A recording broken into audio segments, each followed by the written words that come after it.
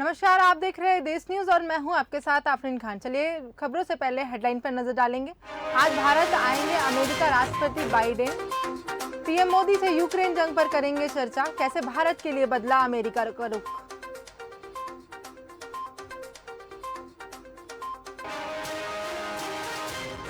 राहुल गांधी का यूरोप दौरा। ब्रसेल्स में यूरोपियन यूनियन के सांसदों से मिले कांग्रेस नेता की 9 महीने में तीसरी फॉरेन विजिट।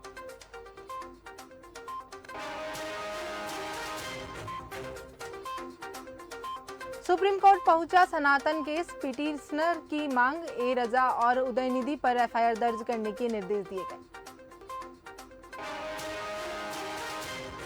G20 के मेहमानों का स्वागत करेगी एआई एंकर। एएस के गीता टूल से मिलेगा हर सवाल का जवाब। 5000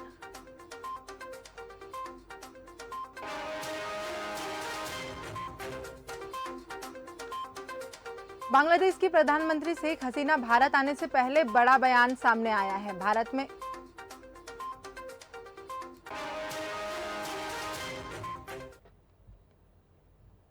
बांग्लादेश की प्रधानमंत्री शेख हसीना भारत आने से पहले बड़ा बयान सामने आया है। भारत में इन दिनों G20 को लेकर तैयारियां जोरों पर है। यहाँ कई देशों के प्रतिनिधि अलग अलग कार्यक्रमों में भाग लेंगे।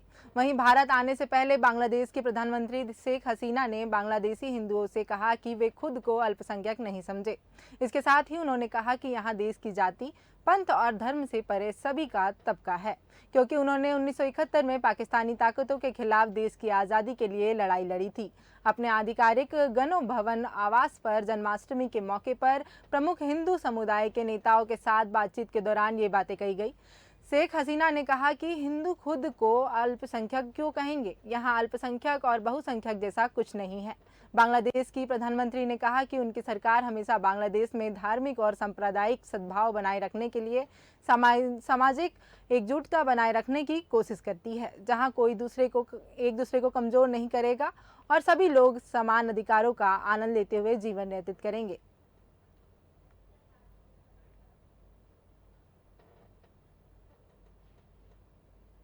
प्रधानमंत्री नरेंद्र मोदी इंडोनेशिया के जकार्ता की अपनी यात्रा समापन के बाद दिल्ली पहुंचे। बता दें, जकार्ता में उन्होंने 20वें आसियान भारत शिखर सम्मेलन और 18वें पूर्वी एशिया शिखर सम्मेलन में भाग लिया। इस सम्मेलन में उन्होंने 5 मिनट के संबोधन में कहा कि 21वीं सदी एशिया की सदी है। One earth, one family, one future हमारा मंत्र है। भारत के इंडो पैसिफिक इनिशिएटिव में आसियान का प्रमुख स्थान है। आसियान भारत की एक्ट ईस्ट पॉलिसी का केंद्रीय स्तंभ है। आज वैश्विक अनिश्चितताओं के माहौल में हमारे आपसी सहयोग की वृद्धि हो रही है। हमारी साझेदारी चौथे दशक में प्रवेश कर रही है। साथ ही उन्होंने आसियान समिट के आयोजन के लिए राष्ट्रपति विडोडो का अभिनंदन कर बधाई भी दी। इस बीच खबर है कि फ्रांस के राष्ट्रपति इमैनुएल मैक्रों G20 शिखर सम्मेलन के अंत में 10 सितंबर को प्रधानमंत्री नरेंद्र मोदी के साथ द्विपक्षीय बैठक करेंगे।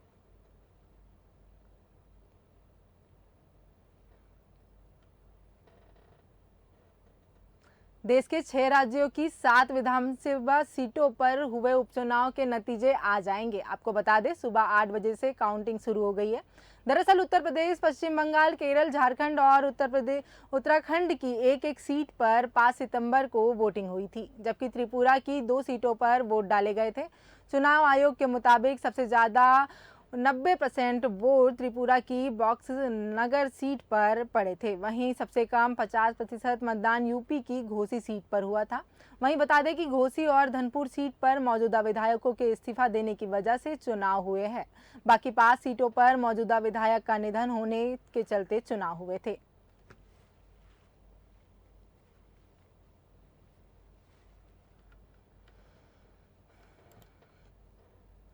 मुख्यमंत्री शिवराज सिंह चौहान शुक्रवार सुबह 9:30 बजे सभी जिलों के कलेक्टर, एसपी, आईजी, कमिश्नर के साथ वीडियो कॉन्फ्रेंसिंग करेंगे और मुख्यमंत्री निवास कार्यालय समत्व भवन में सभी को संबोधित करेंगे। कॉन्फ्रेंस में कानून व्यवस्था, फसलों की स्थिति और विकास रथ के संबंध में चर्चा की जाएगी।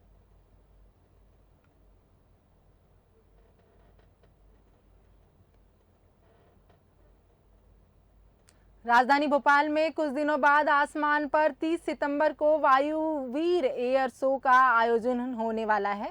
आपको बता दें, शो के लिए कोई टिकट नहीं लगेगा। आम लोग बोट क्लब के वीआईपी रोड पर खड़े होकर इस शो को देख सकेंगे। इस कार्यक्रम में रक्षा मंत्री राजनाथ सिंह समेत कई वीआईपी लोग शामिल होंगे। शासन ने उन्हीं के लिए विंड एंड वेव्स में बैठने की व्यवस्था की है। इसमें सिर्फ पास से भी एंट्री रहेगी। से सभी के लिए इसमें एंट्री प्रतिबंधित रहेगी। आगरा, ग्वालियर और गाजियाबाद के हिंडन एयरबेस से ये फाइटर प्लेन उड़ाकर भरकर भोपाल आएंगे। एयर शो में एक साथ 50 फाइटर प्लेन बड़े तालाब के ऊपर करतब दिखाएंगे। बोट क्लब पर वीवीआईपी की एंट्री को देखते हुए वाहनों का प्रवेश बंद रहेगा। ट्रैफिक और पुलिस की चेकिंग पॉइंट लगाई गई है। आम लोग एयर शो देखने के लिए यहां पैदल ही अंदर आ सकेंगे। लोगों की एंट्री के लिए किसी भी तरह के पहचान पत्र दिखाने की जरूरत नहीं पड़ेगी।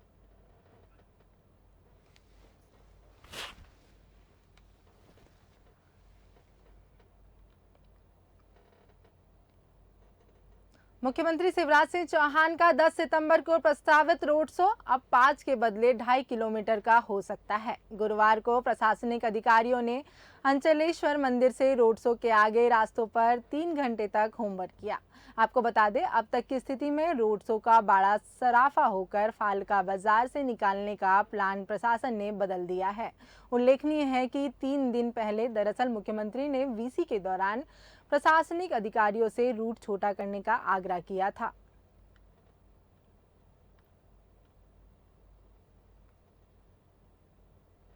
लगातार ट्रेनों में बढ़ रही भीड़ को देखते हुए रेलवे ने पिछले 10 दिनों में करीब 20 से अधिक ट्रेनों की अवधि बढ़ाई है।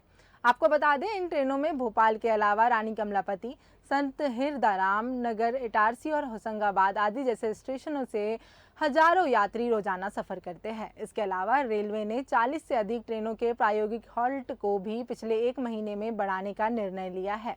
रेलवे अधिकारियों के अनुसार इन दिनों छोटे स्टेशनों से भी यात्रियों की संख्या बढ़ रही है, इसलिए इनके हॉल्ट के बढ़ाने का निर्णय रेलवे ने लिया है।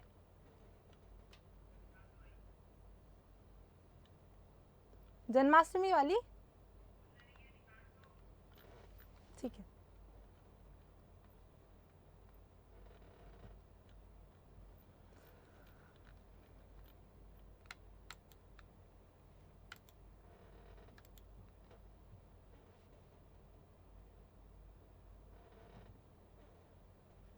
देश में 2 दिन जन्माष्टमी की धूम रही। आपको बता दें, दूसरे दिन यानी 7 सितंबर को मथुरा में श्री कृष्ण जन्मभूमि में जन्माष्टमी उत्सव मनाया गया, जहां रात के 12 बजते ही भागवत भवन में बाल गोपाल का पंचामृत अभिषेक हुआ।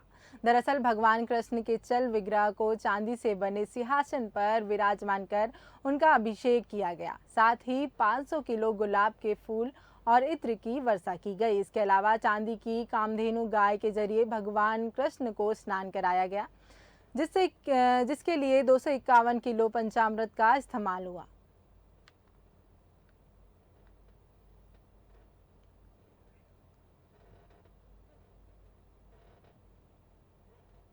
पटना नगर निगम के 8000 कर्मी 21 सितंबर से अनिश्चितकालीन हड़ताल पर जाने वाले हैं। इस दौरान सभी सफाई व्यवस्था ठप हो जाएगी। आपको बता दें, कर्मियों की यहां हड़ताल 17 सूत्रीय मांगों को लेकर है। वहीं पटना नगर निगम कर्मचारी संयुक्त समन्वय समिति के प्रवक्ता जितेंद्र कुमार ने कहा कि नगर कर्मियों की मुख्य मांग है कि पिछले कई वर्षों से कार्यरत दैनिक कर्मियों को स्थायी किया जाए। न्यूनतम वेतन 18 से 21,000 किया जाए। समाप्त किए गए चतुर्थ वर्ग के पद को फिर से बहाल किया जाए। आउटसोर्सिंग व्यवस्था समाप्त कर आउटसोर्स में कार्यरत कर्मियों को नगर निगम कर्मी के रूप में एडजस्ट किया जाए। समान काम का समान वेतन लागू किया जाए। निगम कर्मियों की स्वास्थ्य सुरक्षा की गारंटी दी जाए। इसके सहित अन्य कई मांगे शामिल हैं।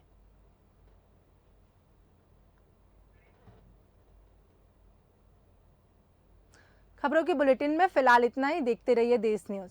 नमस्कार।